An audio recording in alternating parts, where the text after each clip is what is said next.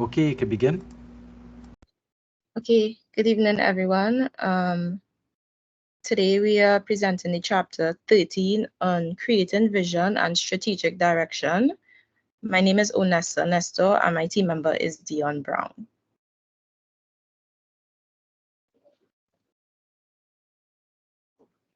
The learning objectives for this chapter will be on strategic leadership, vision, mission, strategy in action, the leader's impact, my personal vision, visionary leadership, your strategy style, future thinking, and the visionary leader.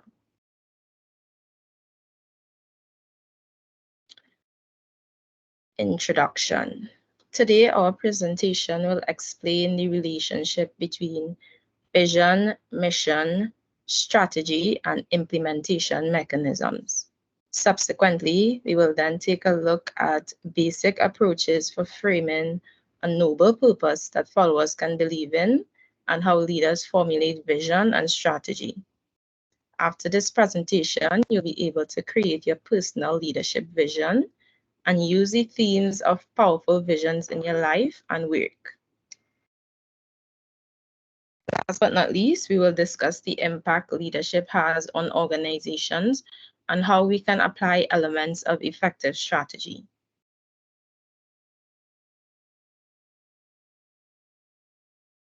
So before we start, I wanted to do a little icebreaker. So within these three statements here, there are two lies. I would like for you guys to pick out the one that you think is the truth. So number one is, I have never faced resistance or opposition from team members while in a position of leadership. Is that a lie or is that a truth? Or is that the truth? Number two. It's not a lie. It's a lie. Oh. Number two, I once delivered a keynote speech at a prestigious leadership conference attended by multiple industry professionals. And number three, I was once casted as the lead in a feature-length film shown at prestigious film festivals around the world. So you guys can chime in. Which one you guys think is the truth? Anyone?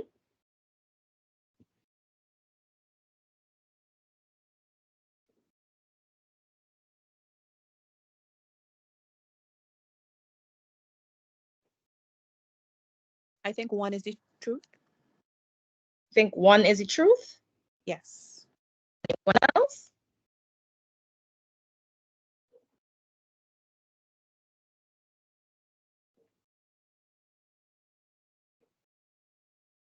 Can I get one more answer?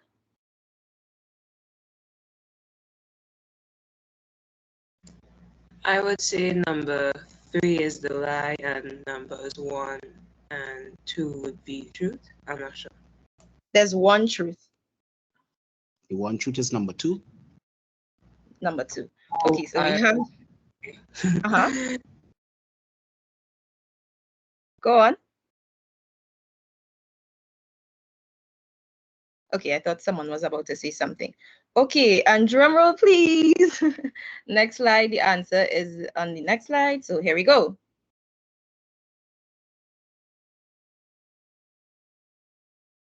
Okay, the answer is actually number 3. Number 3 was the truth. I was once casted as a lead in a feature-length film shown at prestigious film festivals around the world. Okay. So now we can move on to the actual presentation. How to become a strategic leader. To become a strategic leader, you need to think strategically, act strategically, and influence strategically. Strategic leadership. According to the Leadership Experience text by Richard L. DAFT, strategic leadership is the ability to anticipate and envision the future, maintain flexibility, think strategically, and initiate changes that will create a competitive advantage for the organization in the future. There are 10 leadership styles in business. These are coaching, visionary, servant, autocratic, laissez-faire, democratic, pace-setter, transformational, transactional, and bureaucratic. Now we will look at a video further explaining strategic leadership.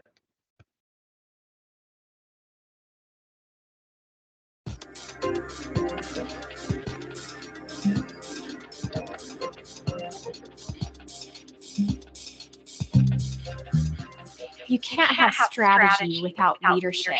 They're inseparable. You can create a sound strategic plan, but doing something meaningful with it requires bold leadership. Strategic leadership is made up of two important elements. First, fulfilling your regular leadership responsibilities in a proactive, forward-thinking way. And second, incorporating a specific set of qualities and characteristics into your leadership style as you lead your team and execute on longer-term objectives and plans. There are only a few differences between normal day-to-day leadership and strategic leadership, but they are big and they are distinctive. The differences we've discovered all center around the way leadership principles are applied. Strategic leaders are not only concerned about fulfilling today's expectations, they also care deeply about defining and focusing on a future agenda that hones in on things that really matter. By defining a long-term vision for your team, you're better able to allocate scarce resources and channel the collective effort of your team, preparing you to seize opportunities, head off threats, and achieve better results down the road. Remember that thinking, planning, and acting strategically shouldn't ever be considered the responsibility of senior leadership alone. All leaders, at all levels, are responsible for envisioning and taking action on the future they want to create.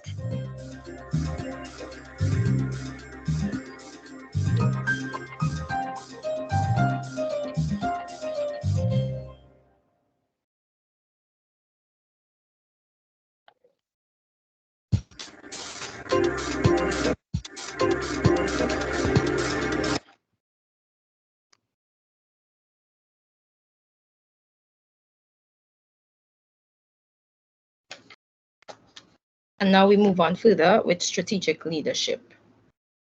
Burt Rutan was a teenager when President John F. Kennedy set for NASA a clear and visionary goal of putting a man on the moon by the end of the decade. Nearly 40 years later, Rutan has his own ambitious vision to make human spaceflight as routine as airplane travel. When he first announced to his 125 or so employees his vision of building a spacecraft, they recalled it was overwhelming. However, the vision was so powerful and energizing that every single employee wanted a chance to contribute to the space project. In October of 2004, Spaceship One landed in the Mojave Desert after having carried humans to space twice in a week. It marked the first time a private business successfully launched humans into space.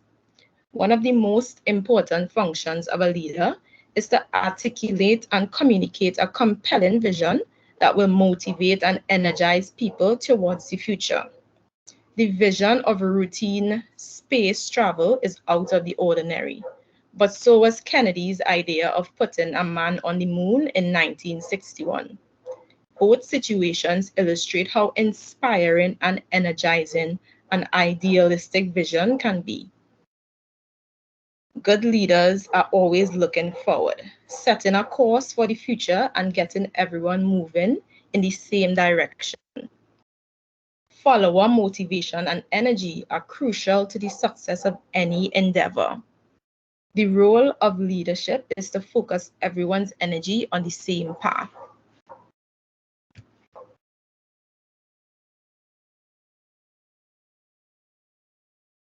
Strategic leadership, big picture thinking. In a fast-changing world, leaders are faced with an array of complex and ambiguous information, and no two leaders will see things the same way or make the same choices. The complexity of the environment and uncertainty of the future can overwhelm a leader, making it difficult for leaders to find the quiet time needed for big picture thinking. Thus, many are inclined to focus on internal organizational issues rather than strategic activities. One study looked at the time executives in various departments spend on long-term strategic activities, and the results were discouraging. The study shows that more than 80% of leaders' time is spent focused on routine day-to-day activities. Yet, no organization can thrive for long term without a clear viewpoint and framework for the future.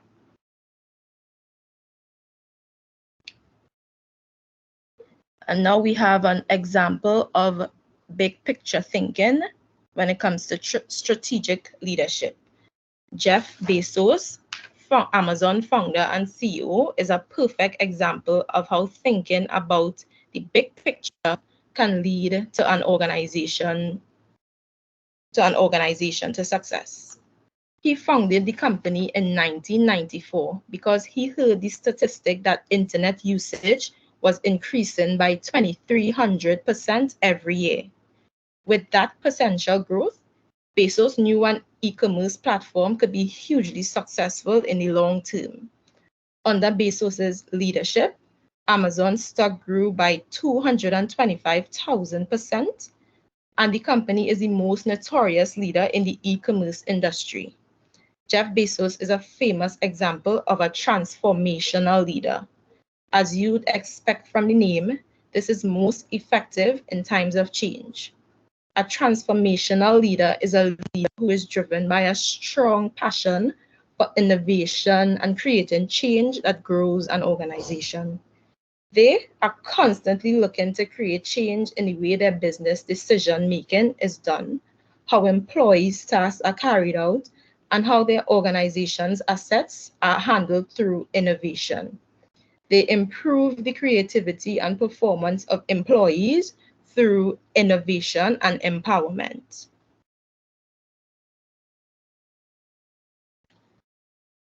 And as we close off this topic of strategic leadership, we just have a few question and answers for the class. First question is, how many leadership styles are there in business? Anyone remembers?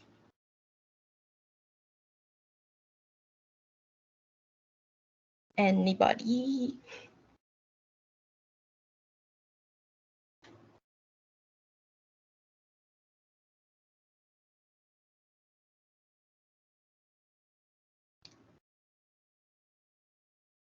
Anyone want to take a wild guess? Is it B? B? No. Anyone else?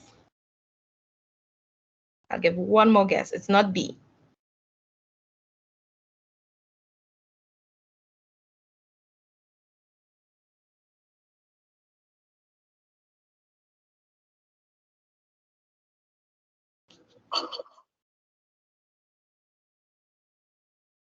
Hello? Hi, are you gonna? Yes, I'm hearing you. Are you gonna take a guess? Is the answer C? Yes, it is C. That's correct. Thank you. What price do I get? So no prizes today. Sorry. No problem. Thank you. Okay. Number. Oh, I don't have. Okay. Number 2. Which leader was the first to successfully launch humans into space? Is it A, Richard Branson, B, Burt Rutan, C, Paul Allen, or D, Elon Musk? We just talked about this. Everybody should know this.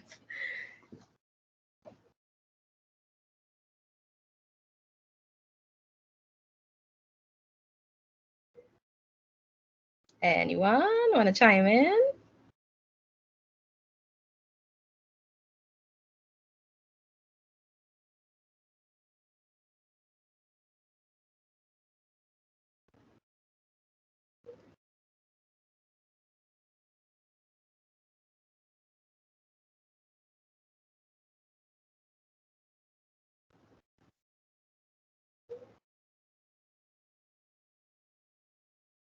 It's not Elon Musk. We could eliminate Elon Musk. Anybody want to take a guess?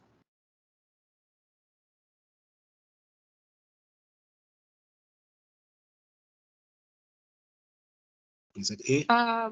It's either A or B. I'm not sure. Is it A? It's actually B. Okay, so we can move on. Does anybody remember what is Jeff Bezos' leadership style? Is it A, democratic? Sorry? Yes, D, transformational. Correct, yeah. Okay. Okay, and now we move on to leadership vision. A vision is an ambitious view of the future that everyone involved can believe in. For an organization, a vision is an attractive, ideal future that is credible, yet not readily attainable. Leaders need to have a well-defined vision, purpose, and plan, which are clearly defined in a leadership vision statement. Now we look at this video on how to lead with vision.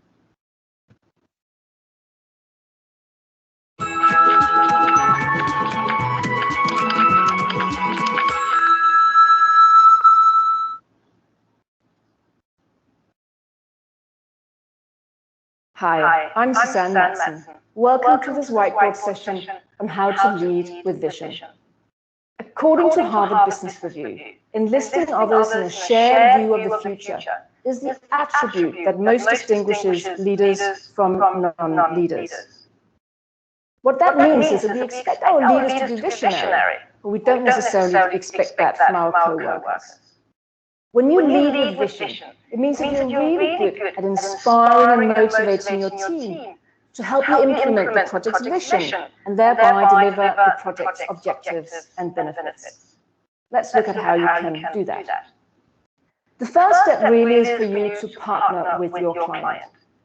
If this is your client, many project managers see themselves as being less important. They almost subordinate themselves. They see themselves as subcontractors. But for you to lead with vision, you've got to truly partner. Because if you truly partner with your client, you're able to ask the real questions about what is this project going to do for your business? You need to understand everything that's in your client's head, and you can really only do that if you truly partner. This means that you need to understand all the business drivers. And you need to co-own the business case with your client. I'm not saying that you must own the business case all on your own.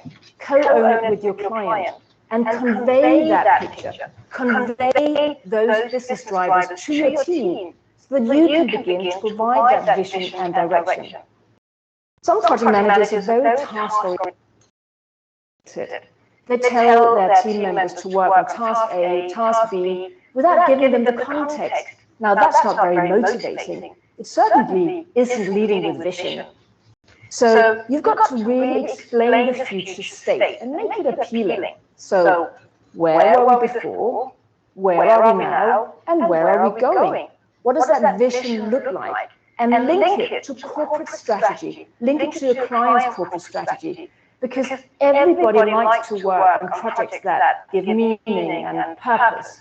And that's why you need to link it to the purpose motive.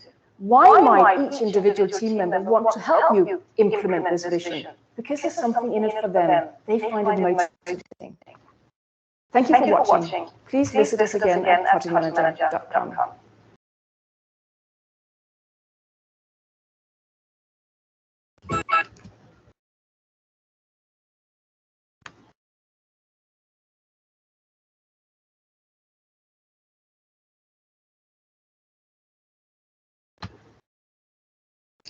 And now we move on to leadership vision on vision statement.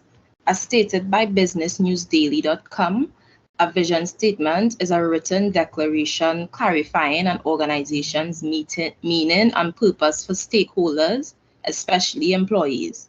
It's a strong mission that reflects a noble purpose and guiding visions. It also describes the desired long-term results of a company's efforts. Your vision can have a positive impact on a company's well-being. In fact, Some studies show that employees who find their organization's vision meaningful show engagement levels of 68%, a considerable 52% higher than employees who don't. Not only so, good vision statements keep everyone motivated and moving in the right direction. They also provide guidance whenever there's strategic decisions that needs to be made. An organization will have a difficult time guiding, inspiring, driving organizational success and ensuring growth and impact over time if it does not have vision or a clear idea of what it wants. Visions and values are not just buzzwords, but powerful tools that shape the destiny of organizations and the individuals who lead them. When aligned effectively, they can propel us towards greater achievement and enduring success. These are some examples of vision statements that you may recognize, some famous logos. First one is Tesla, vision statement being to accelerate the world's transition to sustainable energy. Then we have Disney, to make people happy. Then we have Sony, to be a company that inspires and fulfills your curiosity. And last but not least, we have Coca-Cola, a Coke within arm's reach of everyone on the planet.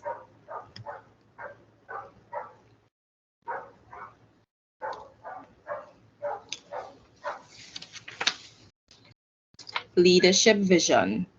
This is Michael P. Mulqueen and Kate Mayer. They are the creative directors and CEO of the Greater Chicago Food Depository.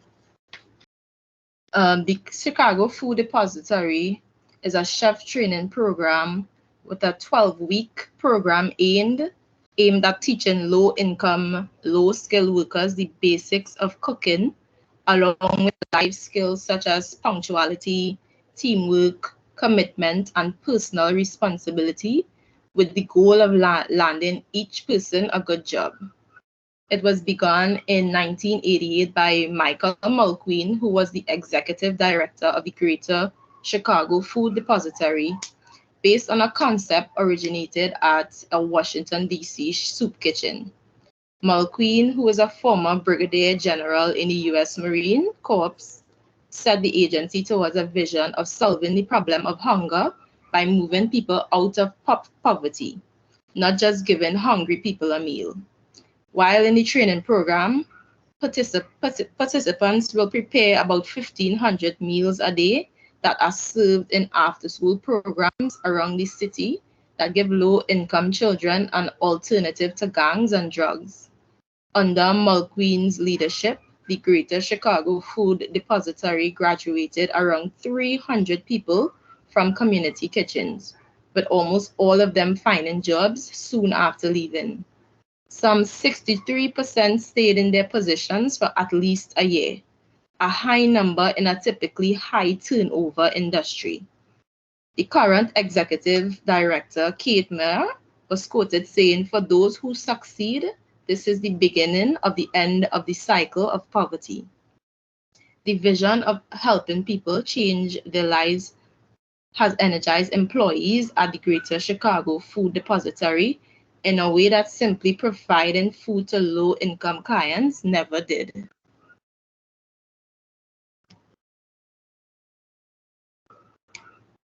And now we move on to strategy in action. Strategy in action is about turning strategic intent into reality through focused, coordinated, and purposeful efforts aimed at achieving desired outcomes and creating value for the organizations and its stakeholders. And now we will look at this video demonstrating the rubric for developing a strategic plan.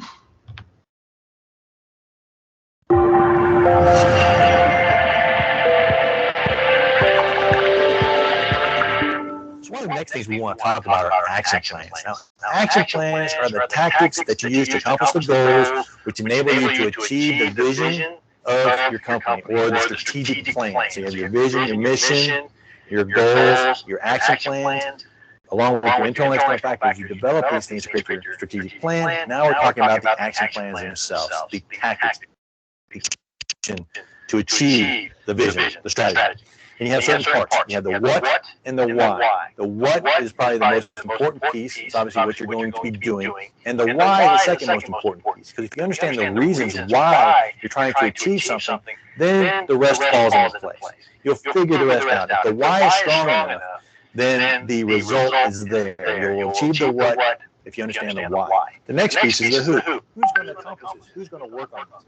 Making sure you have the right person for the right job. And then how are you going to get it done?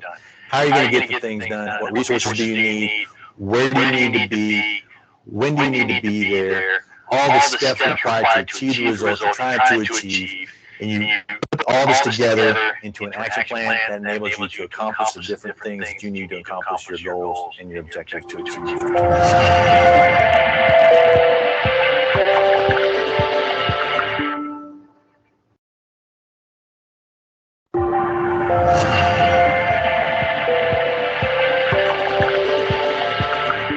So one of the next things we want to talk about are action plans. Now,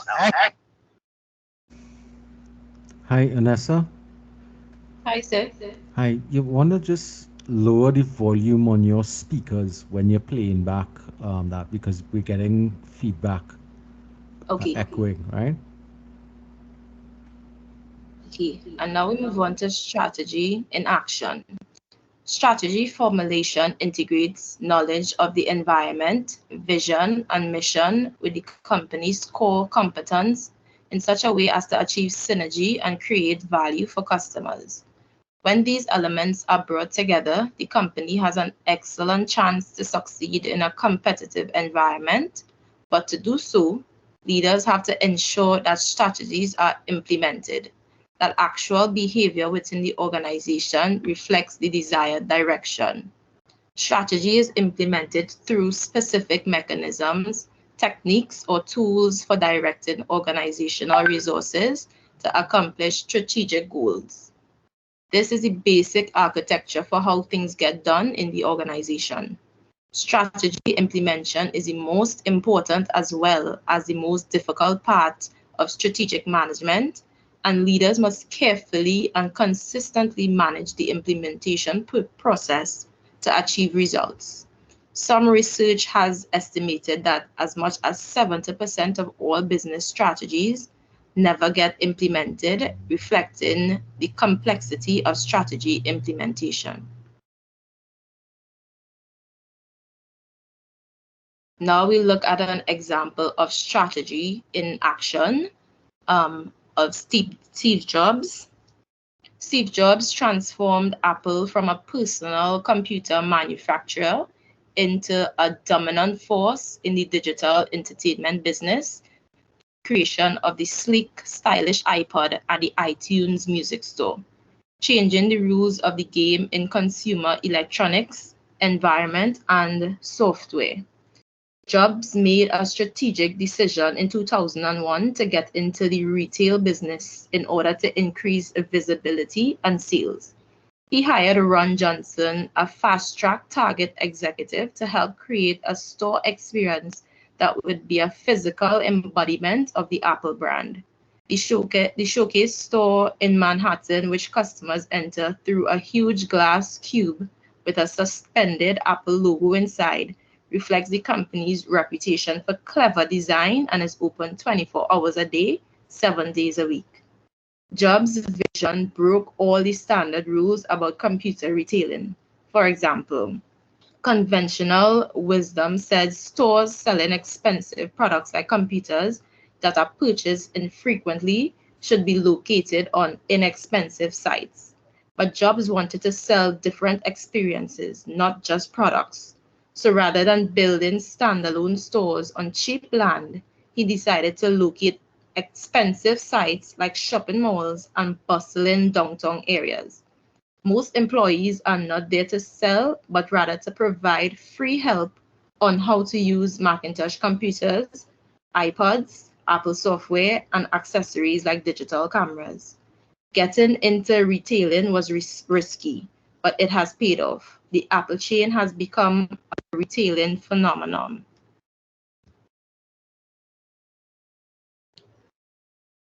And now I move on. I pass the presentation on to my colleague, Dion. Good afternoon, everyone. So according to Corporate Financial Institute, what is a vision statement? So a vision statement simply describes what a company or a person desires to achieve in the long run, generally in a time frame of 5 to 10 years, or sometimes even longer. It depicts a vision of what the company or individual will look like in the future and sets a defined direction for the planning and execution of corporate level or personal strategies.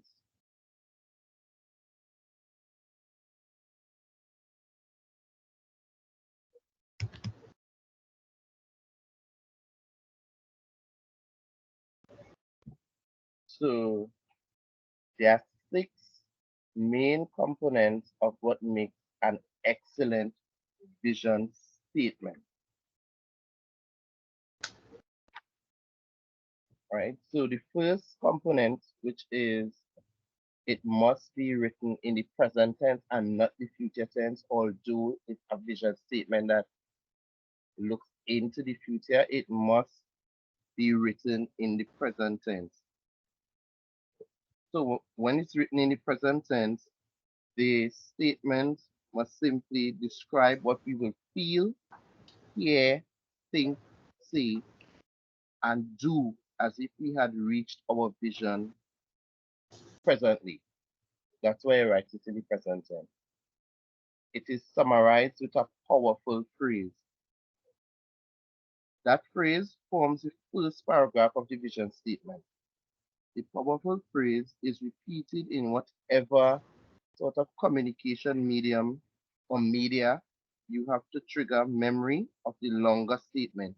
It is not a run strap line or a summary of your business or your life. The third characteristic is it describes an outcome, the best outcome we can achieve or you can achieve. So it is not to be confused with a business goal and objectives for a particular period of time. A vision statement, therefore, does not provide numeric measures of success. They would not put in the next 2 years, I wish to have $10 million or something like that, right? You will have to phrase it differently. And which leads us to the fourth component, which is unequivocal language. This simply means it does not use business speaks or words like maximize or minimize or increase or reduce or anything like that, comparing something to another in the statement, right? It must evoke emotion, so it is obviously and unashamedly passionate. So when someone reads your vision statement, they must feel the passion through the words that you use in the statement. And that would drum up some sort of excitement or enthusiasm in the person who either working for you or if it's your vision statement, that every time you read it, you have that zeal to continue going to achieve your goal. It separates hard aspect of vision in what we see, hear, and do from the soft aspect of vision in what we think and feel. The last component, it helps build a picture, the same picture in people's minds. So everybody must, when they read your vision statement or the vision statement of a company, most persons, once you're thinking right, must have that same image in your mind about what this company or this person wants to achieve. So once you utilize these 6 components in your vision statement, you run the risk of informing, inspiring, and energizing people and yourself.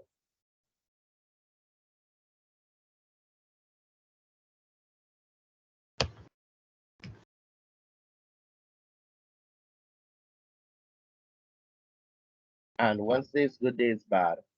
So these are the 6 components of what makes a vision statement bad. So once it's vague or generic, means it's ambiguous. It just have a set of words there, and just to say that I write something or I have a statement, most of the time it's a business summary. I have a vision statement. It must be, well, it should not be unrealistic or inconsistent. So it must not be something that you cannot achieve and all over the place. So yeah, it's either you want to make the company into, for example, Microsoft may want to put a computer on everybody's desk, and then in the same statement, when you read further, they may not want to have a computer on everybody's desk. So it's kind of inconsistent. It must not be lengthy or complex for someone to understand. And once it's lengthy and complex, we all know people don't take time to read long things. And once it's difficult to read and understand, people in that time with your vision statement. So they obviously would not mind say it's irrelevant or outdated. That's another thing that makes a vision statement bad. So it must be relevant and updated to the time for people to buy into it and feel motivated to be a part of your dream. Hidden or ignored. You must see your vision statement. Because if nobody don't see it, they would ignore it because they don't really know you have one. It lacks authenticity or inspiring. So it must not be something that you steal from someone. It must be your own ideas you put together and make a statement. And it must be able to inspire and motivate and excite people when they read your vision statement. We go to the next slide.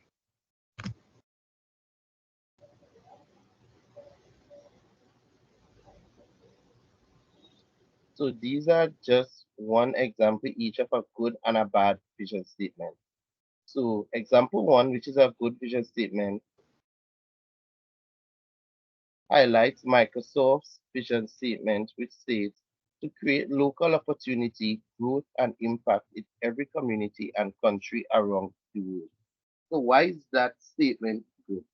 Microsoft vision statement is good because it's forward-looking, it delivers growth and impact in every community, would conceivably take a lifetime of many lifetimes to achieve, but it also brings the message of leading to changes and improving the quality of living standards all around the world, which strongly reflects Microsoft's values of innovation, diversity, and inclusion, along with corporate social responsibility and the environment. The second example, which is the bad vision statement, which is Coca-Cola's vision statement, or was Coca-Cola's vision statement, which says to achieve sustainable growth, we have established a vision with clear goals, right? That vision statement is bad because of the fact it could have been any stakeholder and beverage company vision statement. It could apply to a large number of non-profit organizations too. It is full of business words like sustainable growth, established, and so on. It carries little meaning simply because they are so open to interpretation by any reader.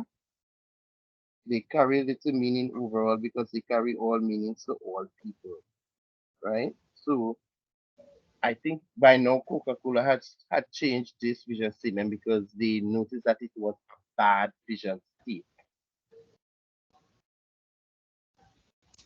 Let's see the next slide, please.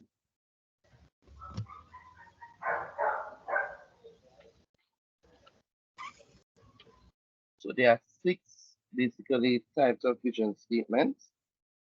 So we have organizational vision statements, product vision statement, quantitative vision statement, superlative vision statement, team vision statement, and personal vision statement. So an organizational vision statement is a type of vision statement that focuses on the long-term aspirations of an organization. Typically, it includes it targets consumers, a time horizon, and changes that should result from the organization's work and existence. A product vision statement highlights or describes the overarching long-term goals of a particular product, typically focusing on how the product will meet a need or solve a problem.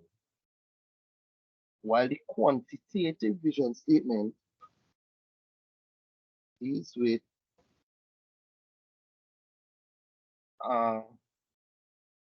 is a statement simply that focuses on reaching a numeric or quantitative goal, such as financials, revenue, or a specific number of things. The superlative vision statement is a statement that focuses on being the best in a particular market or domain. This generally includes verbiage such as number one or premier or the best.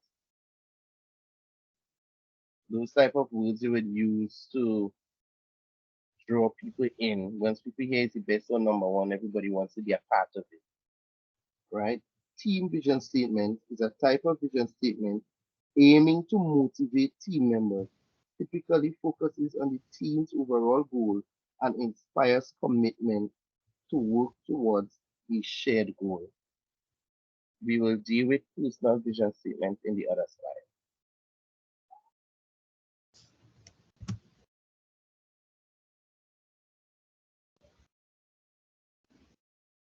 So, what is a personal vision statement? According to Indeed 2023, a personal vision statement is a brief summary of your ultimate career goal and key attributes.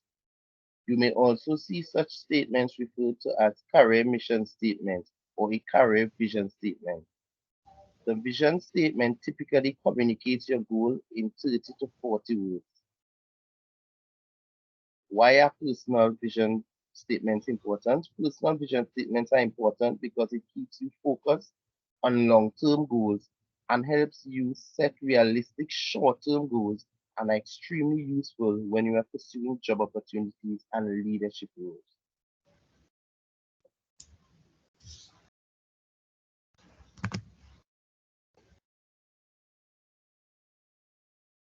So what are the characteristics of a personal vision statement? There are 5 main characteristics, which simply are short and long-term goals must be highlighted in your statement. The values, your interests, skills, and the difference you hope to make while on your path to your dream. So the short and long-term goals are the one of the key components of a personal vision statement.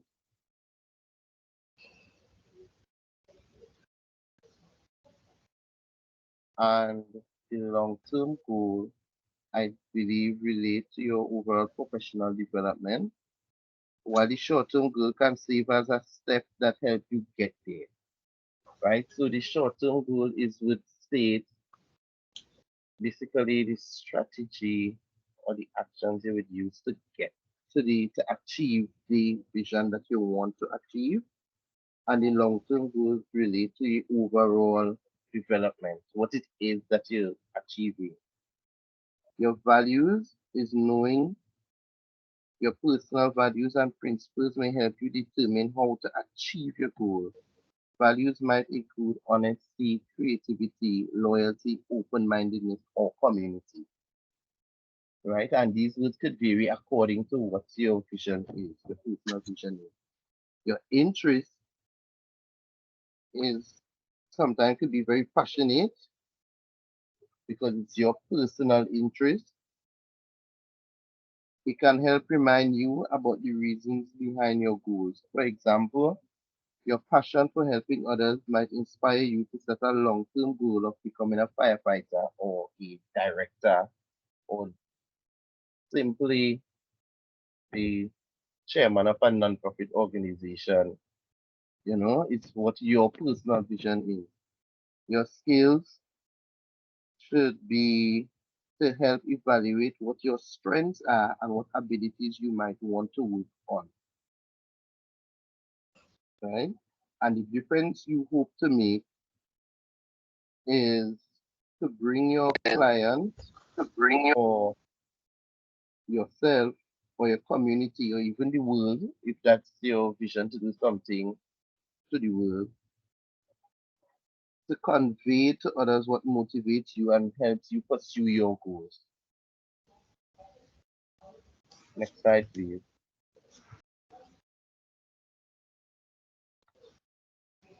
So how to construct a personal vision? In order to construct an excellent or successful personal vision, one must identify their strengths, reflect on your values, get a different point of view, evaluate your skills, select your desired position, and write your own vision statement because you would know what you want. Although there are some persons good at narrating to someone what they want and somebody could write it for them. But it's better if you write your own vision statement. So identifying your strengths and how to apply them make you more desirable for a job or anything that your personal vision wants to achieve. Right? So if it is that you have excellent math skills or communication skills, that can help you stand out. It enables you to work out complex stuff, or maybe you are extremely organized, whether that be in managing other people or planning events or just working alongside others. But while you identify your strengths, you must list out your skills, identify your marketable skills, and must make positive declaration of your ability. Right? All of that is what you have to keep in mind while you're constructing your personal vision. The second step, which is to reflect on your values. Your values are linked to your attitude and professional approach. Determining your core values is a key step in developing your career vision statement. Working toward a long-term goal is easier if you really believe in its purpose. Right? So you must know your values. You must know who you are. And that's why it is important for you to write your own vision statement. Unless the person writing it for you really knows you deep. Right? The third step is get a different point of view. So in order to gain a wider perspective of your values, you could consider the following. Ask those who know you best.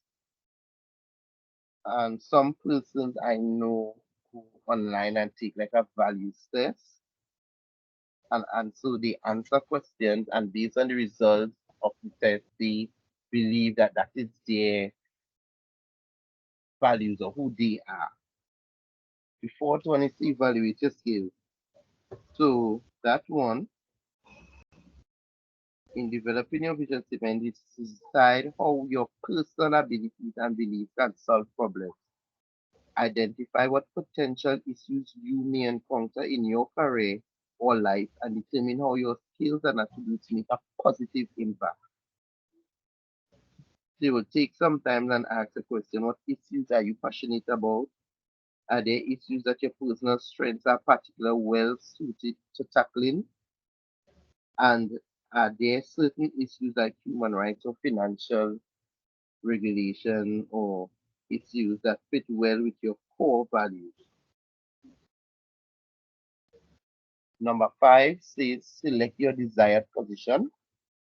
That one focuses on how your skills impact real world problems. So find a career path that aligns with your goals. And the steps you should follow to get that question answered is you must choose your field, pick your role, and set role specific goals in order to succeed at number 5. You must choose your field, pick the role, and set role specific goals. Number 6 is how do you write your vision statement? You have to aim to keep the statement very short, concise, while giving enough detail to make it unique. The statement can be written in 2 sentences, which helps keep it brief and to the point. Right? So the first sentence in the personal vision statement, it simply states the field you want to work in or the specific job you want to have. For example, if you may want to be a lawyer or a mechanic in some big company, it must say that in the first sentence. The second sentence explains your reason for setting the correct goal in which is in your first sentence. So one may want to keep improvements to how medical policies or insurances are sold to people, or to develop new technologies in the medical field. Yeah, you could include that in the personal vision statement. Next slide, please.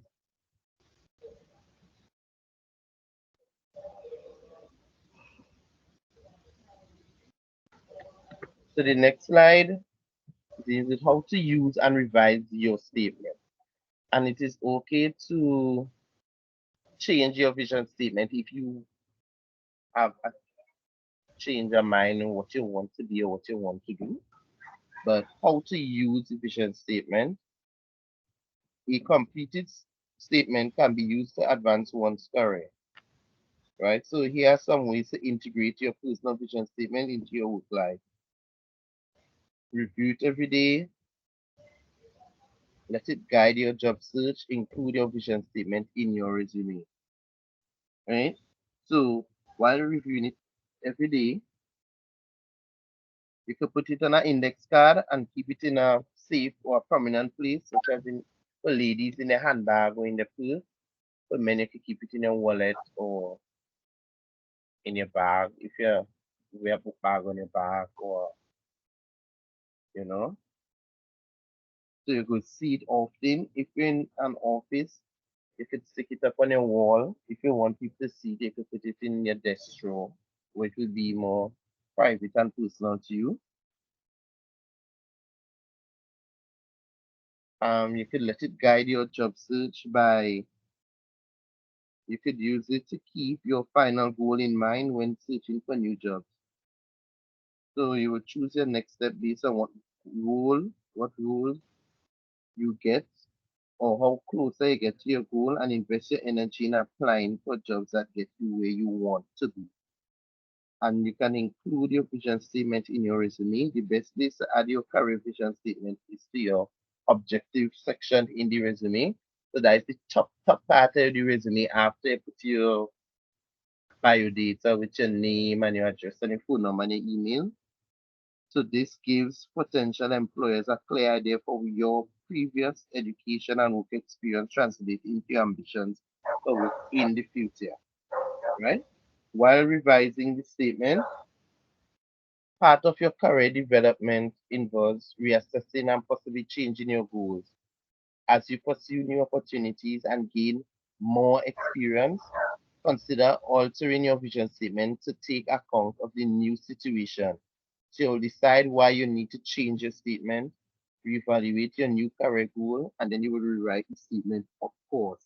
So while changing your career direction is common, it is important to make sure you understand your specific reasons for doing so. When reviewing your statement, you may find that your statement can lead you to a new direction.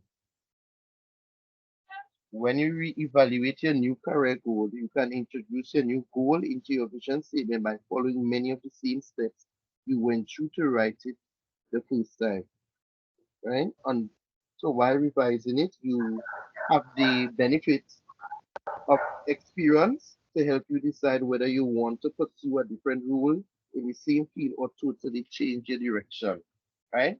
And rewriting your statement, depending on what your new goal is, you may need to either partially or entirely rewrite the statement as your career progresses. So it's up to you. You can go to the next slide, please.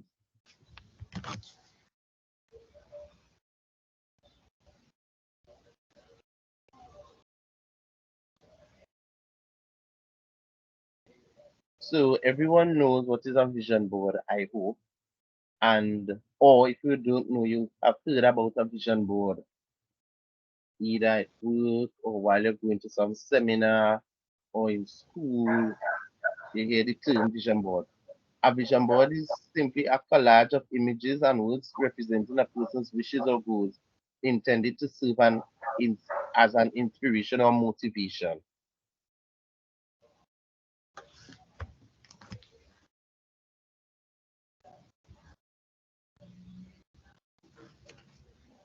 So we'll play a video to show you how to create a vision board. Hi there, I'm Jack Canfield. Today I want to talk to you about creating a vision board or a vision book and how it can help you activate the law of attraction and achieve your greatest dreams.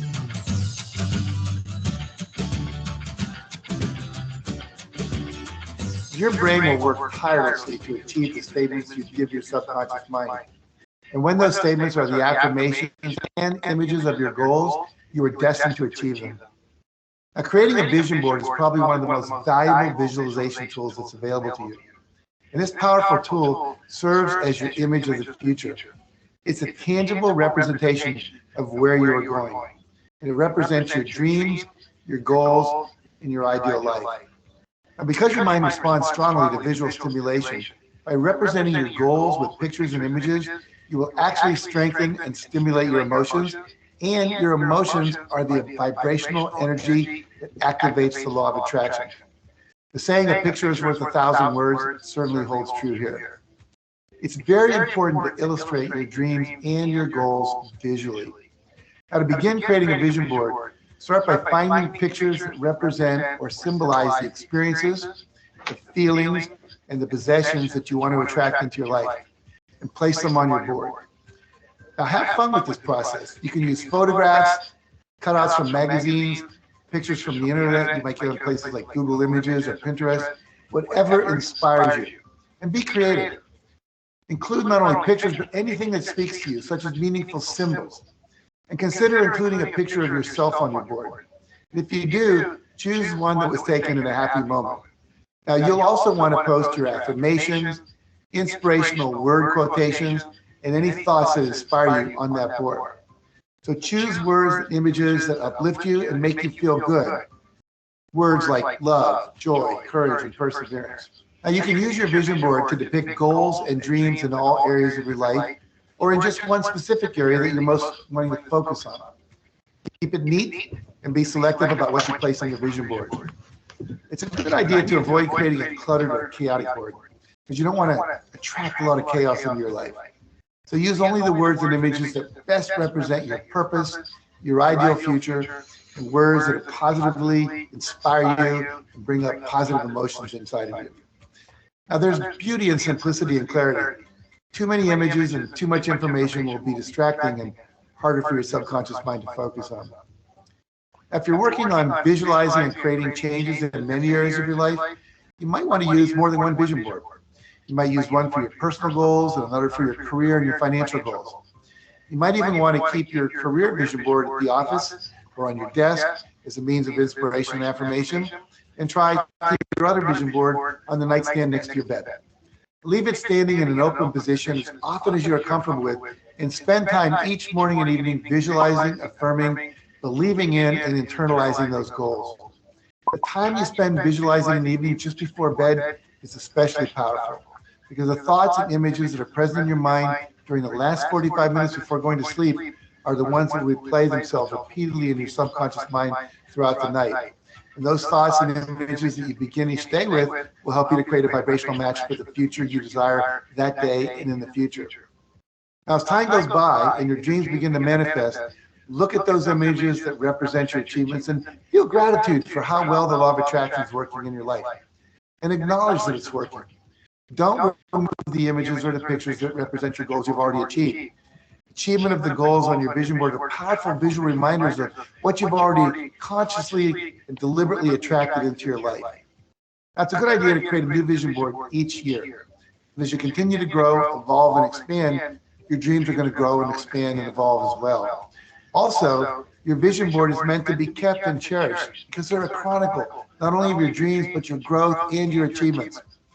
I want to leave you with a bit of homework to complete after you're done watching this video. Start to gather words and images that represent your true purpose, and then spend the evening creating your ideal vision board. And to hold yourself accountable, go ahead and leave a comment below, or at least one picture or object you're going to add to your vision board that might help inspire others in creating their vision board.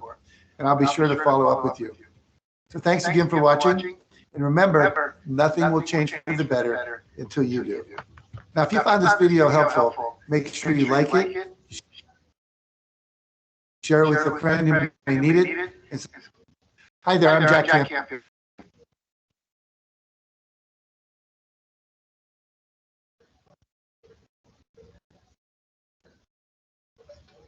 So here are 3 examples of personal vision statements, and we notice all 3 are just 2 sentences long, although some sentences are compound sentences, but most of them here are 3 sentences long. So the first one states, my career goal is to become a doctor working in a large hospital. So we see what the person wants to be, a doctor working in a large hospital. And then it says, I have always wanted to help people live healthy lives and cure illnesses. So we see why they want to become a doctor in a large hospital, right? The second one says, I want to work with young people in the community as a social worker. My talent as an approachable person and my strong commitment to justice have inspired me to assist others who are less fortunate. So this individual wants to become a social worker to work with young people in their community because they have the talent of being an approachable person and has strong commitment to social justice. And they have been inspired by others, perhaps in the community, to help others, the poverty stricken or anyone that needs that social assistance. The third one says, my career goal is to become the CEO of a technology company. I am driven by technology's ability to affect global communication and dedicated to providing technological solutions to empower underrepresented populations. So this individual wants to become the CEO perhaps of Microsoft, if Steve Jobs allow him to, because they are motivated by the technology's ability to affect global communication. So basically, they are in awe by globalization, basically. And they have dedicated themselves to providing technological solutions to empower underrepresented populations. So that's populations who are unable to achieve goal of having technology within their society, right? So if you go to the next slide, please. So we have an activity here, activity 1, which deals with my personal vision. And we are just indicating which one is true or which one is false. It's 2 questions. So the first question asks, last Thursday, Marshall told his band that skills, values, and interests are components of a personal vision. Is it true or false? Anybody?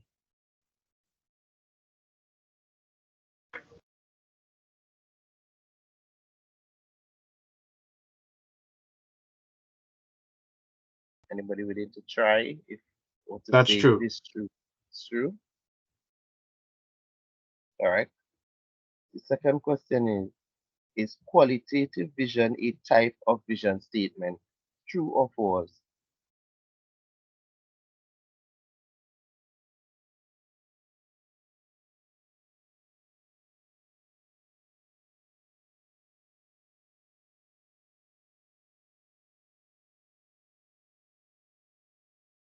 Anybody? That's false. All right. So it's not qualitative but quantitative vision. Go to the next slide, please.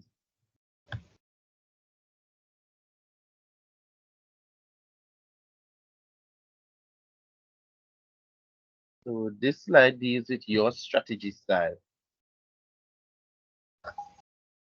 What is a strategy style and why is it important?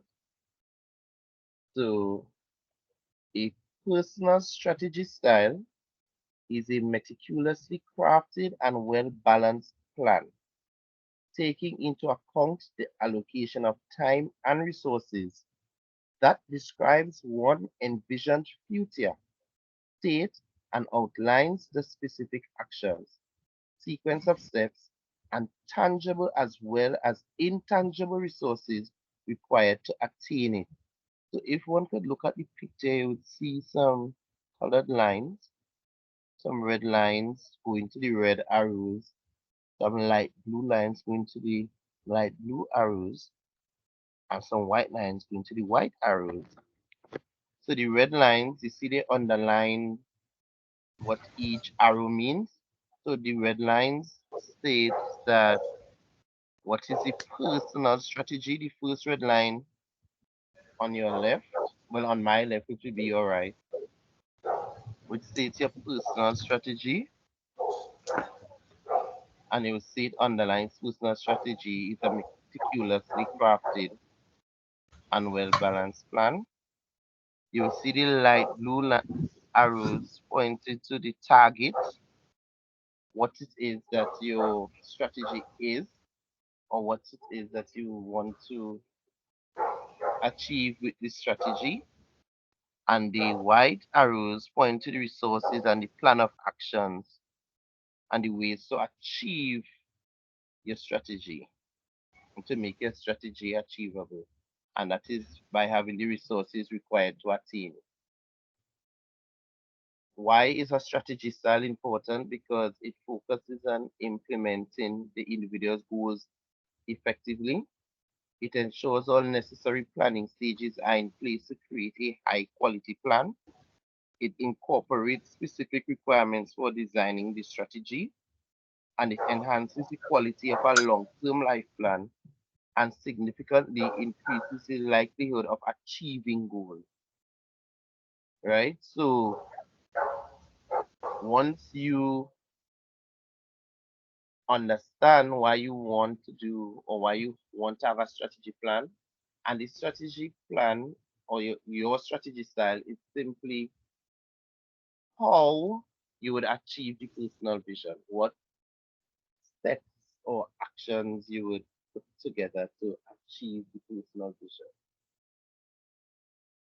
So the personal vision is what you want to achieve, and the strategy plan is how you would achieve it. Right? You could go to the next slide, please.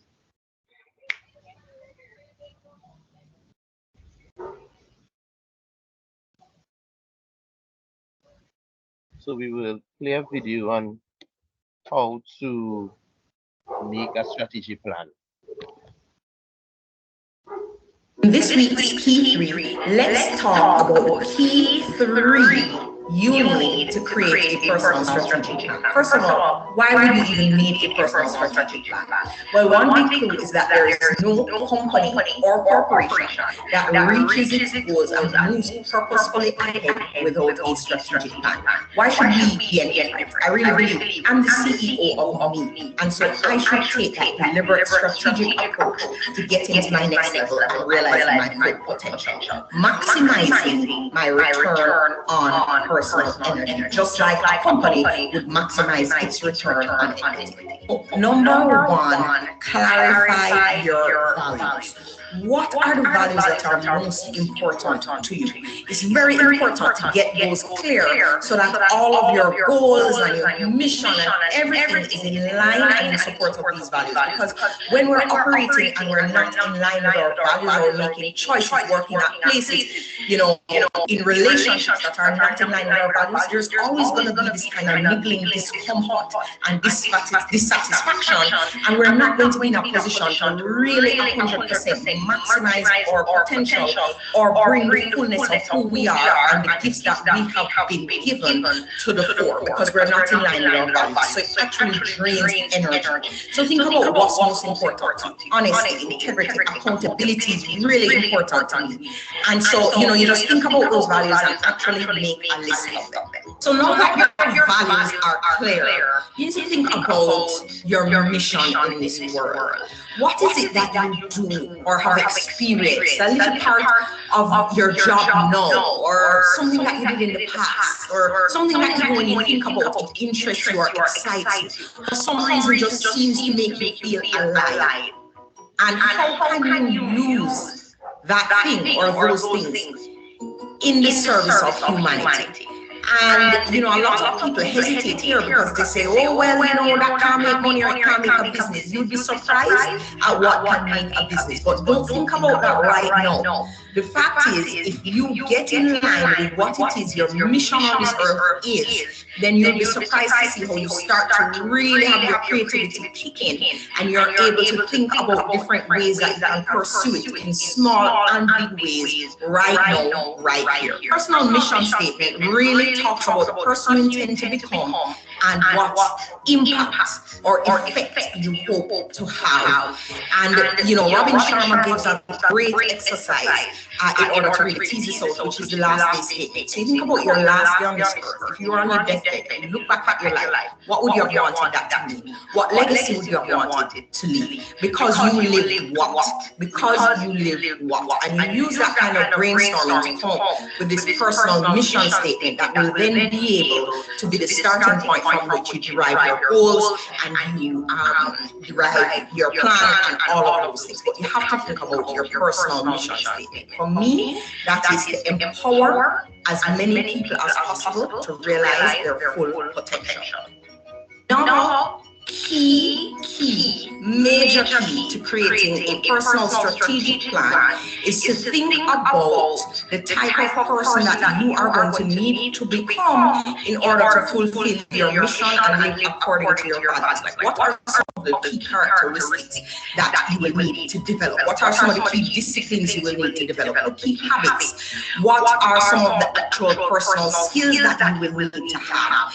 And then a lot of your goals can then be around building those skills, goals, habits, and there are always ways to learn, even if you're not that type. No. One of the things that gave me so much freedom was the discovery that I didn't have to be the type I was born to be. In other words, I may not have been born disciplined, or I may not be that gym-going type, but I can build habits and make choices to determine my own type, one single day at a time. Everything is learnable and everything is teachable. In the personal strategic plan masterclass, we're going to look at a template, and it just can be overwhelming, but you don't have to be a victim of the overwhelm. Have a plan and you break it down, then it will feel way easier, and every single day you will feel like you're moving forward, and at the end of the year you won't feel like you just did the busy work. You know that you did your life's work.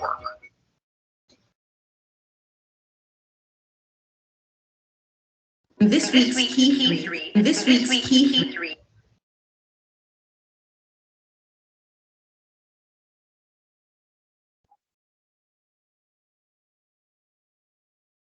So this is our second activity, and it deals with my strategy style, the topic we just covered.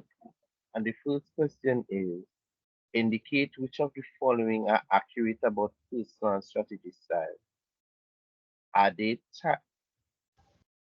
do they require time and resources? Are they specific? Are they sequence of steps in order to achieve your personal vision?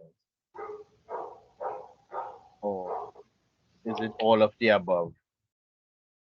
So anyone could take a shot at it.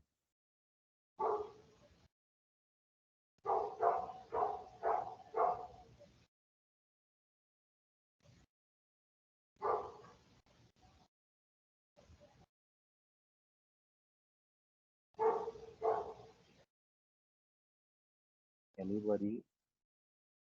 All of the above. Correct. Number 2 states which of the statements below are false. Helps to focus on strategy size, helps to focus on implementing the individual's goals effectively, reduces time for obtaining money, or helps to incorporate specific requirements for designing the strategy. So which one out of these three is false? Reduces time from obtaining money. Correct.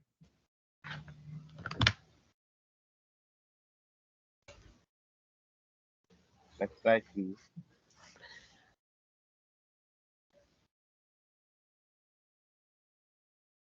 So we move on to another topic, subtopic, which is visionary leadership. So what is visionary leadership? According to the Center of Management and Organization Effectiveness, visionary leadership is a style of leadership that one uses to inspire their team members towards a common goal or purpose through innovation and collaboration.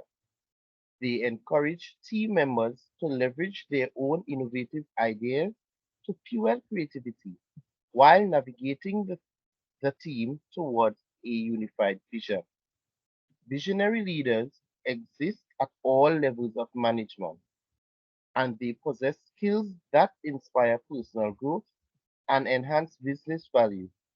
Psychologist Daniel Goleman emphasizes that visionary leaders only articulate where their team is heading, not how they will get there. And how they get there, we know, is the strategic plan, right?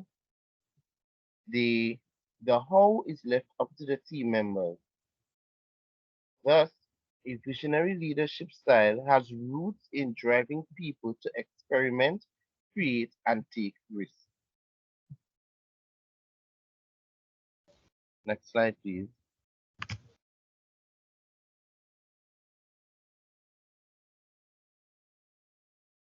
So, the 6 characteristics of a visionary leader are: they are goal-oriented, inspirational, innovative, communicative, high level of EI or emotional intelligence, and they are collaborative.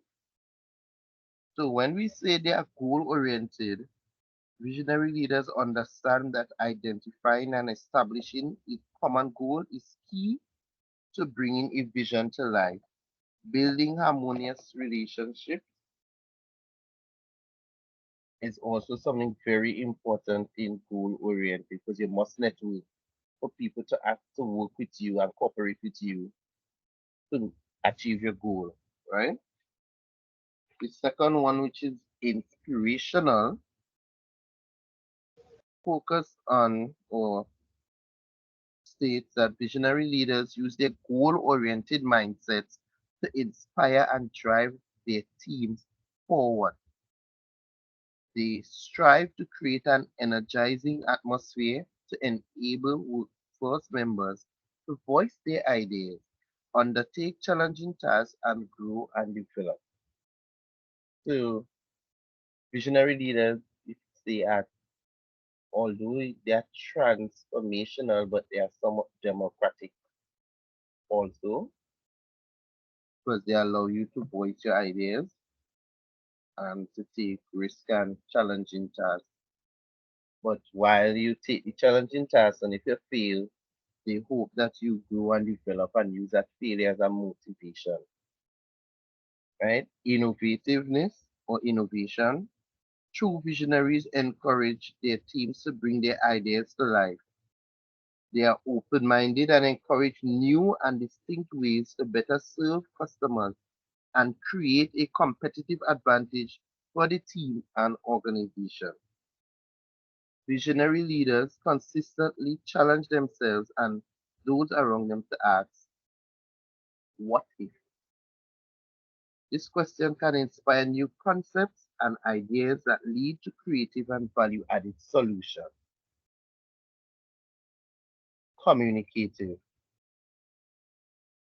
Two critical parts of communication is in visionary leadership are communicating and disseminating information about the specific goal and objective the team should aim for, laying the foundation for improved alignment.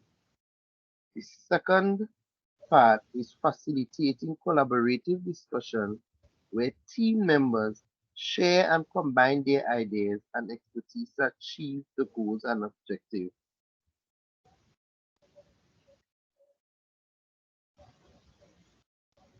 Right? So by doing this or by fostering this open style of communication, they allow persons who have different personalities and diverse in the workplace or who have workplace challenges to be able to voice their opinion and also bring forward their creative ideas.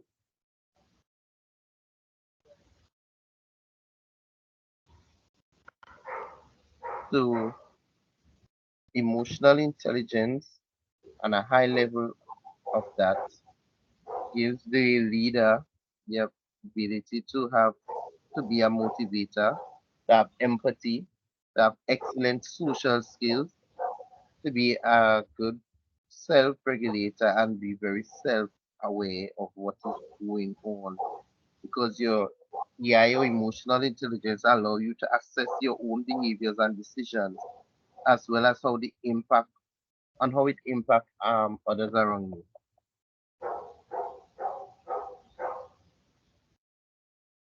So a little research from the Harvard Business Review states that emotional intelligence enables leaders to be visionary by being able to sense when teams or team members need more connection, support, or direction in their work, productively, productively respond to setbacks, challenges, or change in a way that moves the work and team forward, and also understand and communicate with their customers in a way that empowers them to provide added value, helps the customers feel important, and builds long-term relationships.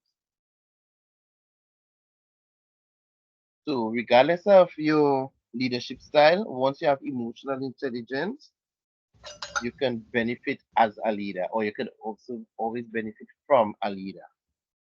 And the last one, which is collaboration or collaborative. Visionary leaders tend to focus on human connection when being a collaborative person because you always have to have that sort of ability to work with others and be tolerant in order to achieve your goal as a visionary leader. Next slide, please.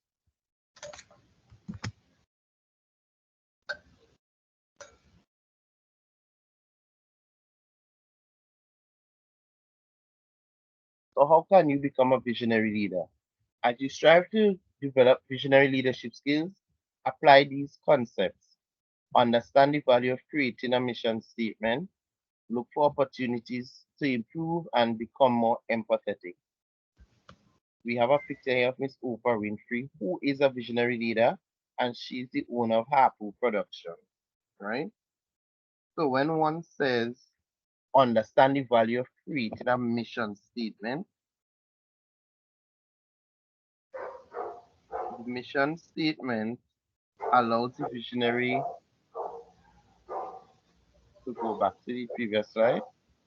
The mission statement allows the person to have a common purpose, and creating an organizational mission statement can serve as a declaration or announcement of that shared purpose. A mission statement includes 4 key elements: purpose, vision, strategy, value. So the purpose is why a team exists, the vision is where a team is heading, the strategy is how your team plans to achieve its purpose, and the value is what benefits or value proposition of your team. Right? The second one, which is look for opportunities to improve, is visionary leaders understand there is always room for improvement. They actively seek opportunities to get team members to buy in and support the shared goals. When seeking to improve or consider taking the following actions. So the actions they take are adopting an outside in perspective, asking why not, and utilizing the talents of individual team members. The third one, which is being more empathetic, is that empathy is at the core of emotional intelligence, and it grants individuals the space and opportunity to build a good rapport and identify with others. An empathetic leader can also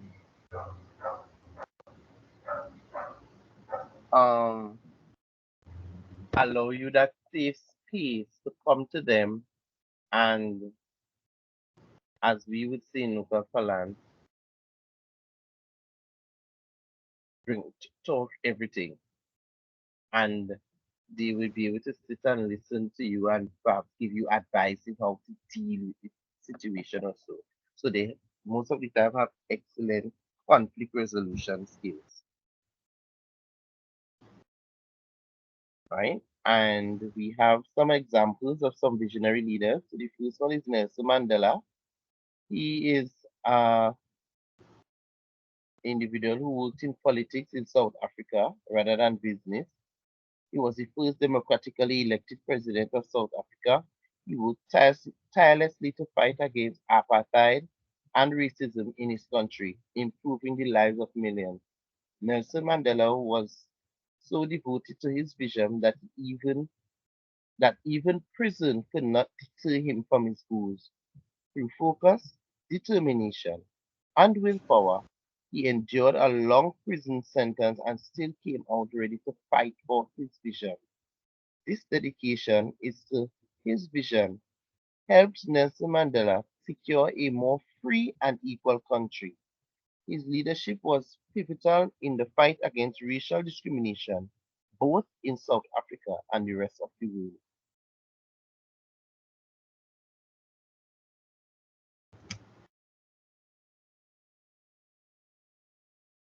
Change the slide.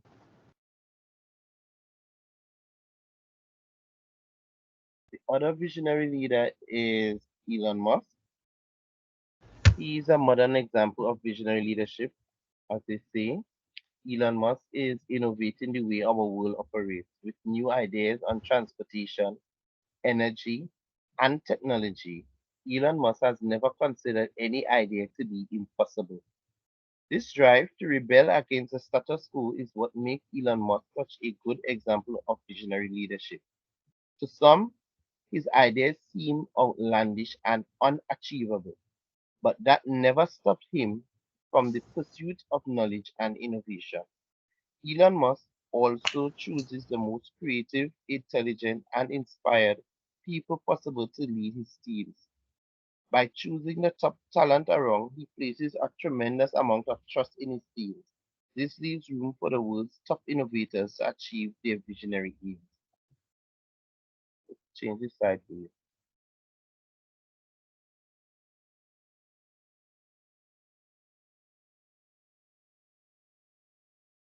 Martin Luther King is the third visionary leader we would be highlighting this evening. Though not necessarily a business leader, Martin Luther King Jr. inspired millions of people with an unshakable vision. One of the most well-known speeches in the world, "I have a dream," effectively communicated the vision to an entire country. With his visionary leadership, Martin Luther King Jr. helped make tremendous strides in civil rights across the United States. His passion and ability to communicate clearly were perhaps his most vital qualities as a visionary leader.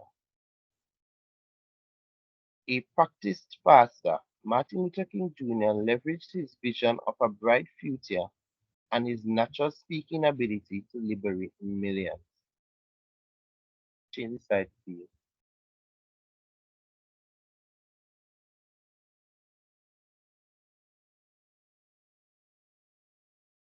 And the last visionary leader will be Henry Ford, one of the most recognized business leaders in history.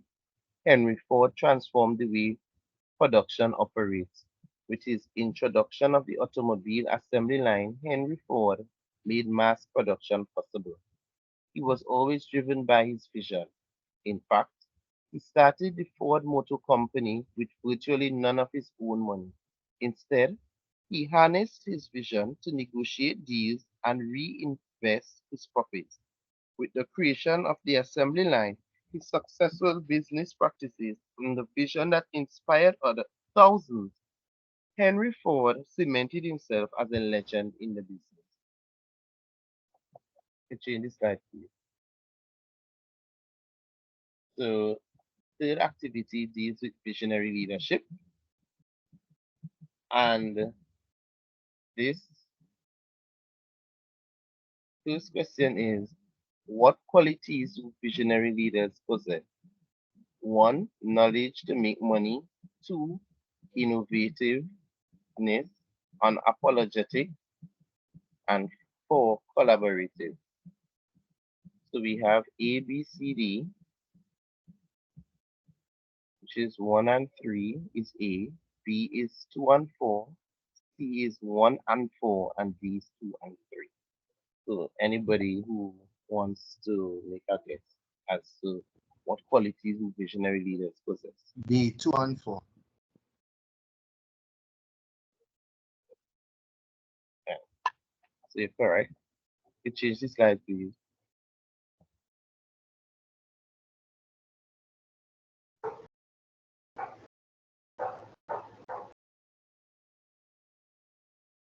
Other question is, which of the following individuals is a visionary leader? Roman Reigns, Spider-Man, Psychic, or Nelson Mandela?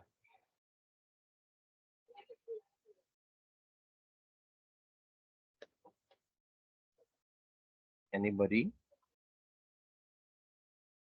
E.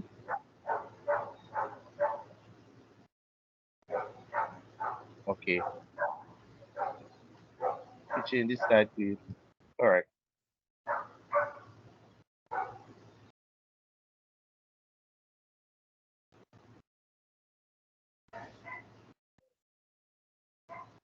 So in conclusion, crafting a compelling vision statement and defining a strategic direction are fundamental steps in guiding an organization towards its long-term success. By articulating a clear and inspiring vision, organizations can rally stakeholders around a shared purpose and motivate them to work towards common goals. Moreover, establishing a strategic direction provides a roadmap for decision making and resource allocation, ensuring that efforts are aligned with the organization's overarching objectives. As demonstrated throughout this presentation, creating a vision and strategic direction requires careful consideration, collaborative effort, and ongoing refinement. By embracing these principles and embedding them into the fabric of the organization, leaders can steer their teams towards a future of innovation, growth, and impact. On behalf of my colleague Onessa and I, we would like to say thank you and good evening. And these are the references.